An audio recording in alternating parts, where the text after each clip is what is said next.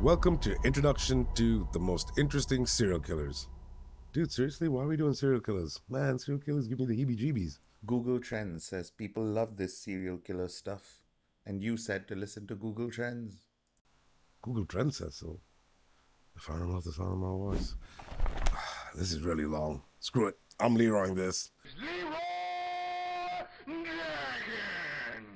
Oh my god, he just ran in.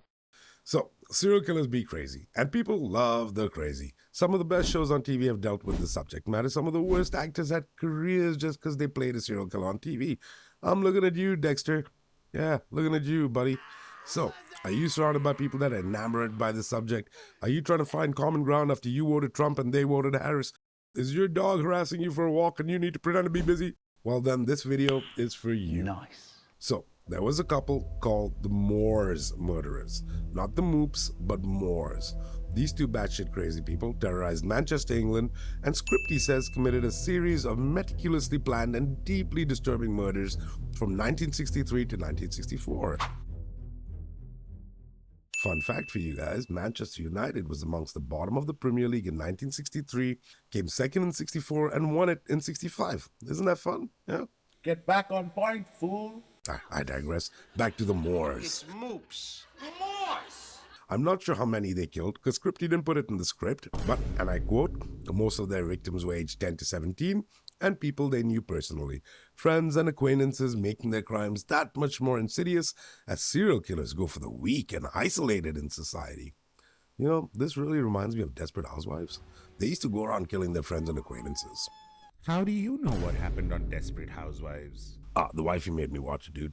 By the way, those chicks be crazy. And much like the characters on Desperate Housewives, and I'm quoting the script here, these two were in a twisted partnership rooted in manipulation and shared depravity. They documented their crimes with pictures and audio. Even behind bars, Brady continued to talk a lot of unapologetic smack while Hindley tried to play the victim and claimed to be manipulated by Brady. Fascinating. Next, we have another renowned crazy, and that's Jane Toppin, aka Jolly Jane. I bet that went down well. Anyway, the script says this specific crazy did her stabby from 1895 to 1901 in Massachusetts. She's confessed to killing 31 people, but this angel of mercy is suspected of killing over 100 people. And the best part? Apparently it gave her a sexual thrill. This is some sick shit. I'm gonna have to make the wifey sleep in a different room now. She likes the stabby way too much. Google. I hate Google. Anyway, this crazy nurse used to lay with her victims as they died, using her groundbreaking medical knowledge from the 1890s to manipulate the lives and deaths of the patients in her care. The crazy bat, aside from all the killing, also stole a housekeeper's job and poisoned herself for attention. Again, this reminds me of something from Desperate Housewives. And by the way, for those of you who think this chick is a DEI representation, you're wrong. She's here because she's killed 31 people while sleeping in the same bed as them. That has to be a record of some sort. Most kills in a bed, something. The good news for me is we're finally at our last crazy, the mess-up bone collector. And I quote, "A name as haunting as the story it represents." Seriously, Scripty, you wrote this drivel? Screw you. Do better, man. Seriously. Scripty says, and I quote, "The bone collector left the remains of 11 women buried in the outskirts of Albuquerque, which happened to be discovered by a construction crew. It is incredibly rare for serial killers to collect trophies and dump the bodies all in one place." End quote. Upon further investigation, they found that the bone collector had surgically cut out a bone from each of the victims as a trophy. I have a feeling their parents gave them one too many participation trophies. And by the way, the reason we keep using they is because the authorities never actually found the actual murderer, so nobody knows if it was a dude or a dudette.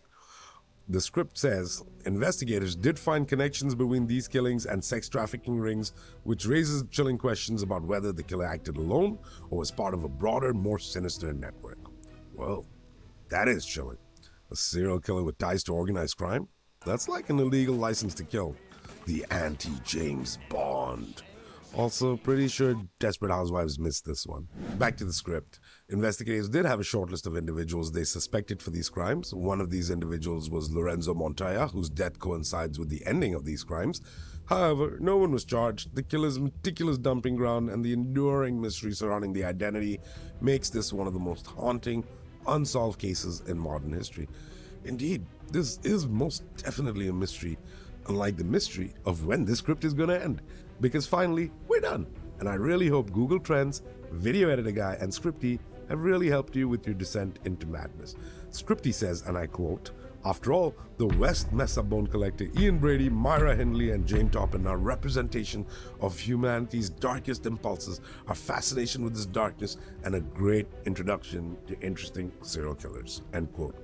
I say, you could just watch Desperate Housewives. Cheers, y'all. Dude, is Intro to Desperate Housewives going to be next? I really hope not.